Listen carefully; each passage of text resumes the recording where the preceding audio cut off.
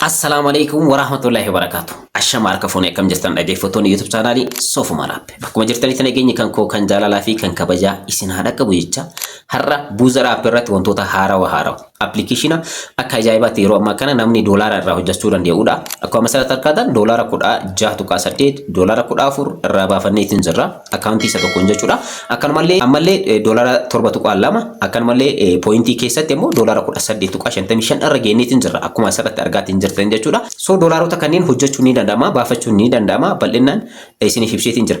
Garuu asirratti wanti isin beekuu qabdan karaa real ta'een, karaa dhugaa ta'een akkamitti application kun isinii kafaluu danda'a kan jiru isiniin dhaqqaba. Amma baay'een keessan akkaawuntii banachuu karaa ittiin hojjetamu qofa waan beektaniif akkaawuntii karaa kamiyyuu hojjedhee qarshii bareeda argachuu danda'a, doolaara bareeda argachuu danda'a kan jedhu hin beektanii kanas reekoomand isiniif godha isiniin dhaqa. Kana qofaa miti seera mataa isaanii fidaniitiin jiran fakkeenyaaf viidiyoowwan TikTok irraa YouTube irraa buufatan gaggabaaboo achirra galakkisaa isiniin jechaatiin ture. Ispoortiidhaan wal qabate so kanaaf doolaara bareeda argachuudhaaf maal gochuu qabdan? Maal akkamitti viidiyoo upload gochuu dandeessan? Akkamitti immoo viidiyoo akkamii gallakkisuu qabdan? Akkamitti view baay'ee argachuu dandeessan kan jedhu har'a ni ilaalla. Doolaara guddaa hojjechuu warroonni barbaadan karaa kamiin isiniif kafala? Karaa real isiniif kafalu karaa lamatu jira. Karaan sadaffaadhaan ni jira. Isas isiniin dhaqqaba jechuudha. So Buza Rappiidhaan wal qabatee update of godhaatiin jiranii. So dhaabbanni kunniin yeroo haarawaa dhufan promotion irra jira waan ta'eef of beeksisaa jira waan ta'eef yeroo kanatti doolaara bareeda irraa hojjechuu dandeessanii. Kanaaf akkamitti irraa hojjechuu dandeessan kan jedhu guutuu viidiyoo keenyaa kanarratti keessatti ni ilaalla. Seerri isaa maal fakkaata? Baay'een keessan screenshot asirratti argamu kana poolisii isaanii waan cabsitanii verify isiniif taasisuu didanii jiranii yookaan immoo akkaawuntiin keessan fudhatama dhabeetiin jira isin seensisaa hin jiru. Seera keenya cabsitanii jirtanii isin jechaatiin jiranii. So kun maalirraa dhufe kan jedhu isiniin dhaqqaba. Seera isaanii immoo maal fakkaata kan kan jedhu guutumaan guutuutti viidiyoo kana keessatti ni ilaalla. Buza Rap irraa warroonni qarshii bareeda hojjechuu barbaadan viidiyoon kun isiniif. Kanaaf warroonni yeroo jalqabaatiif gara YouTube channel kanaatti dhuftan YouTube channel kun kan barnootaati, kan teknooloojiiti, kan hojii onlaayiniiti waan ta'eef subscribe gochuudhaan faamilii keenyatti dabalamaadhaan subscribera 1,107 dabarreetiin jira. 1,150 seenuudhaaf gara fuulduratti deemaatiin jirra. Kanaaf faamilii guddaa YouTube channel kanaatti dabalamuu yoo barbaadan subscribe godha. Akkanumallee viidiyoo kana like, share gochuun irraanfatinaadha. Amma gara barnootichaatti.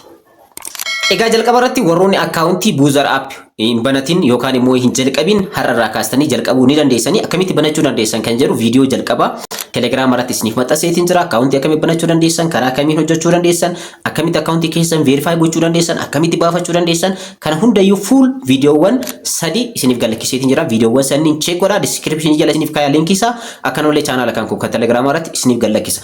Jalqaba irratti kan beekuu qabda warroonni banachuu barbaadan gara channel kan koo kan Telegram Sofuma Media baay'een keessanii beektan miti. Isarra seenaadha. Sofuma Media jechuun subscribera 5,600 ol kan qabudha. So namoota 5,600 oltu achi keessatti argama. So isa keessa erga seentanii booda gara xumuraa irratti akkuma asirratti argatan Buza Rap jedhee linkii kanarra kilik gochuudhaan application Play Store irraa yookaan immoo App Store irraa buufadhaa. Ergasii immoo referral koodii qaba. Referral koodii kanaan seenuun kan isin fayyaduuf doolaara 3.6 argachuudhaaf jechuudha. Tolaan referral linkii kana qofa waan seentaniif akka boonasiitti isiniif kennu doolaara 3.6 jechuun baay'ee tokko bareedduudha. So kanaaf isa kana immoo direct kan baafachuu dandeessanidha. So isa argachuudhaaf linkii kanatti fayyadamuudhaan gara keessatti seenaa akkaawuntii akkamitti banachuu dandeessan viidiyoon description jala jira. Akkamitti verify gochuu dandeessan, karaa kamiin hojjechuu dandeessan kan jedhu kanaan dura ilaalleetiin jira. Har'a immoo kan isinitti agarsiisuu barbaadu doolaara guddaa akkamitti hojjechuu dandeessan. Systemni isin ittiin hojjechuu dandeessan. Namoonni baay'een doolaara gurguddaa irraa hojjechaatiin jiranii community bareeda warroonni qaban. Kanaaf isinis maal gochuu qabdanii akkamitti doolaara gurguddaa irraa hojjechuu dandeessan. Seera isaanii immoo yoo cabsitan akkaawuntiin kun baan ta'uu danda'a. Guutumaa guutuutti isinirraa cufamuu danda'a. Kunis maal fakkaata kan jedhu ni ilaalla jechuudha. So akkuma asirratti argatan obboleessa kiyya tokkottu isa kana naaf erge. Fakkeenyaaf content violates our policy jedha.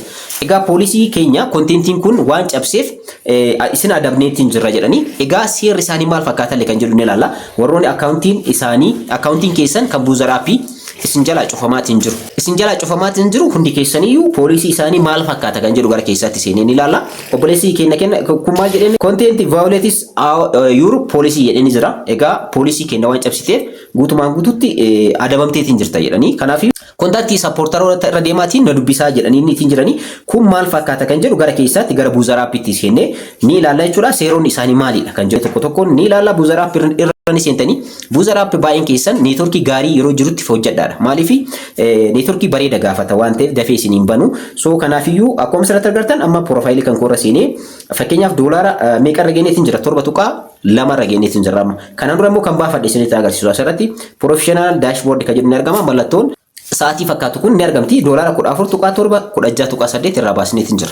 Almost ammas doolaara 7 irra geenyeetiin jira jechuudha. Hojjechaatiin jira. Akkamitti baafachuu dandeessan kanaan dura isiniif hojjedhee jira. Randeebu professional dashboard. So akkuma asirratti agartan karaan kafaltii lama qofatu jira.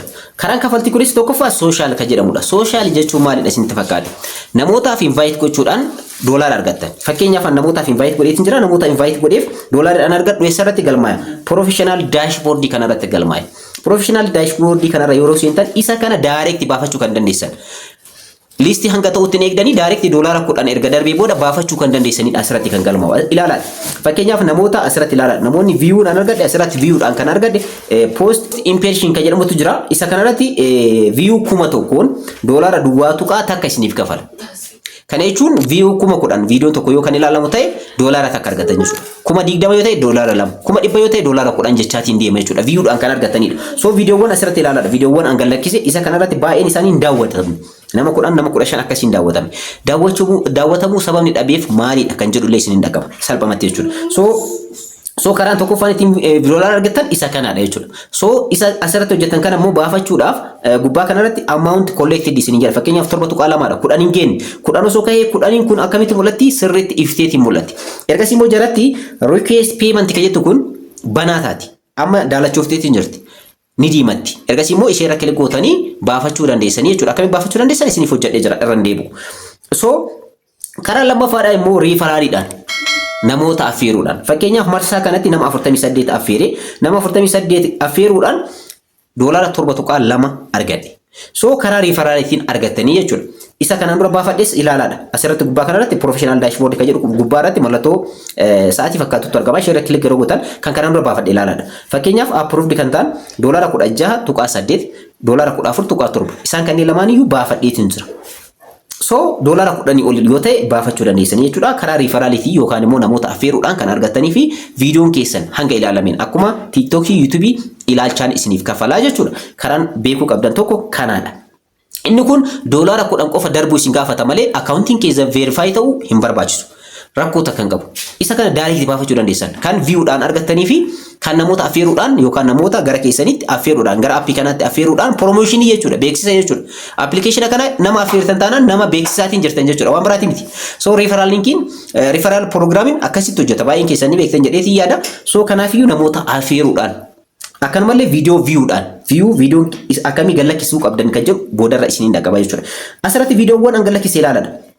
Viidiyoo 5 akkaawuntii kanarra gallakkisee akkaawuntii garaagaraa qabaan bilbila garaagaraa yoo qabaattan akkaawuntii garaagaraa badhaadhaatii namootaaf sheer godha viidiyoowwan babal'aa irra gallakkisaadha. Isa kanarratti ilaaladha.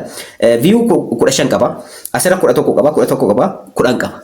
Argitanii view baay'een qabu jechuudha. So an viewdhaan qarshiin an argadhu baay'een jiru jechuudha. Sababni kun ta'e maalidha kan jedhu illee isiniin dhaqaba jechuudha. So isa kanadha isa boodarra isiniin dhaqaba. Asirratti immoo wanti isin beekuu qabdan asirratti akkaawuntii keessan verify kan taasisu isaanidha. So isin maal gochuu qabdan asirratti postii 10 postii gochuu qabdan. Fakkeenyaaf an postii 13 asirra postii godheetiin jira. Postii 13 waan postii godheef maal jedha akkuma asirratti argattan sartii postis jedha. Postiiwwan viidiyoowwan 10 erga galakkiftanii booda akkaawuntiin keessan verify isiniif ta'a. Verify ta'uudhaaf immoo asirratti maal jedha your verification status is pending jedha. Asirratti verify godhaa isin jedha asirratti kilik gootanii ergasii immoo pending kan jettu ni argamti asirratti share kilik godhaa ergasii immoo pending isin jedha yeroo booda verify isaantu isiniif taasisa malee isinii miti. So verify ta'uun immoo isa social irraa hojjetan kana kan dashboard irratti argamu doolaara kana baafachuu isinin dhorku baafachuu dandeessanii jechuudha. So inni tokko isa kanadha. Inni lammaffaadha pointis kan jedhu keessa yeroo seentan point ilaalaadha asirratti. Asirra point ilaalaadha. Fakkeenyaaf pointis kan jedhu kun inni kun gaafa list ta'e yeroo eebbifametti kan isiniif kafalamudha. Ilaalaadha asirratti.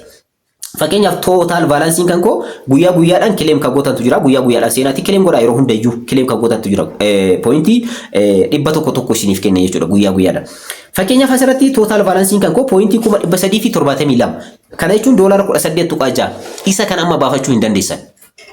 Isa kana baafachuu kan dandeessan guyyaa airdropping buuzer app jedhamu kun list ta'edha. Asirratti gasiiqaatii ilaalaadha. Pointis keessa yeroo seentan asirratti phase 2 jedha. app points. Isa kana collect gochuudhaan percentii 50 bonusii argachuu dandeessanii isin jedhanii asirratti collect gochuudhaan percentii 50 profit bonusii argachuu dandeessanii isin jedha. Asirratti ilaalaa.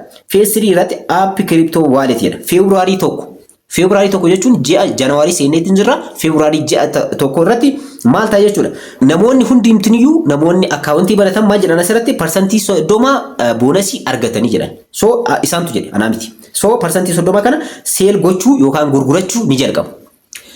Isa waliin sassaabatan fakkeenyaaf doolaara 18.6 yookaan immoo pointii 372 kana keessa percentii 30 seel gochuu ni jalqabamaa jechuudha. Yoo February tokko irratti isinii galee isa kana asirratti hubadhaadha. Inni biraa immoo phase 4 ilaaladha. Free sale jedhama. Free sale jechuun airdropping tokko yookaan immoo projectiin tokko erga dhufee booda airdropping sun gara cryptocurrency deema. Buzzer app baay'isoo airdropidha. So gara airdropitti deema waan ta'eef airdropping kun liist ta'uudhaan duratti maal ta'a qedma ishaac wanta jedhamutu jira. Dursanii gurgurtaa bittaa gurgurtaa dursaa jechuudha. Gara afaan Oromootti yeroo jennu. Free selling kun maalidha? Buzzer appiin kun coinidha. Akka doolaaraa, bitcoin, notcoin jennu kanneen jechuudha. Aseetii mataa ofii ta'ee dhufuudhaaf deema jechuudha. X Empire ni beektanii, Hamster Combat ni beektan. Akka isaanitti dhufaatiin jira waan ta'eef free selling yoom jalqaba jechuudha gaafa Maarchi tokko gaafa Maarchi tokko ni eegala jechuudha. Maarchi tokko jechuun February Maarchi jechuudha. So Maarchi tokko irratti ni eegala jechuudha. Percentii 30 kan collect gootan keessaa baafachuu ni eegaltan. Free sale irratti gurgurachuu ni qabdanii jechuudha. So haala kanaan jechuudha. Egaa ergasii immoo CX listening jedha. Guyyaan inni immoo list ta'eetiin qarshii doolaara asirratti pointiidhaan walitti argatan doolaara 18.6 kana gurgurachuu dandeessan gaafni inni list ta'a jedhameetiin asirra kaa'amee yoomidha Juun tokko irratti.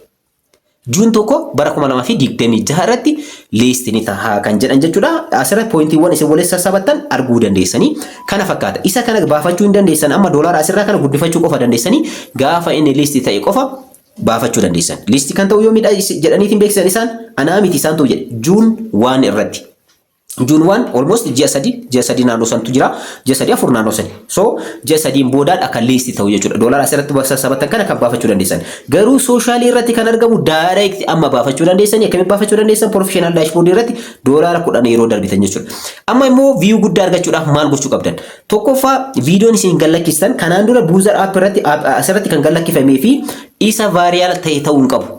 Isaan asirratti argamu kanneen kan view baay'ee qaban kanneen gongutu asirra yoo gallakkistan egaa kontentiin kun poolisii keenya cabsee jira isin jedhanii akkanatti warning isin kenna tokko isa kanadha. Viidiyoowwan asirra gallakkistan viidiyoo saniin TikTok irraa YouTube irraa buufachuudhaan edit godhaati sirreeffadhaa gara kontentii keessanitti jijjiiruudhaan viidiyoo sekendii 10 gadi ta'e gallakkisan. Sekendii 10 ol waan gallakkisee view baay'ee argachuu dhabe waan ta'eef. So sekendii 5 sekendii 10 viidiyoo ispoortiidhaan wal qabate. Viidiyoon isin gallakkiftan viidiyoo ispoortiidhaan wal qabateedha. Buzzer app ispoortiidhaan kan wal qabate waan ta'eef. So haala saniin post gootanii inni biraa immoo taagiitti fayyadamaadha. Kana baay'ee viidiyoo darban keessatti isin agarsiisee jira yeroo itti gubuun barbaadu. Seerota isaanii cabsuu hin qabne maalidha kan jedhu isin hin qabu. Viidiyoo variyaal ta'e itti fayyadaminaadha gonkumayyuu jechuudha. Viidiyoo check godhaa sirriitti ilaalaadha. Viidiyoo san immoo gara keessanitti jira edit godhaa isin jechuu barbaada. Egaa wantoota kanneen hojjechuudhaan karaa kanneeniin baafachuu ni dandeessan. Egaa guutumaan guututti waa'ee Buzzer app hamma tokko isiniif ibsee jira jedhee yaada wanti haarofni yoo jiraate yaada keessan koomentii jalatti naaf barreessaadha. Gaafis yoo qabaattan koomentii jalatti naaf barreessaa isiniif deebisa. Kanarraa asirratti xumuree jira. Yeroo biraa viidiyoo biraatti wal argina. Hanga sitti nagaa hannaa turaa isiniin jecha warroonni YouTube chaanaalii kanaaf haaraa taatan subscribe, like, share gochuu hin irraanfatinaa. Yeroo biraa viidiyoo biraatti wal argina. Nagaa keessanaa jiraadha.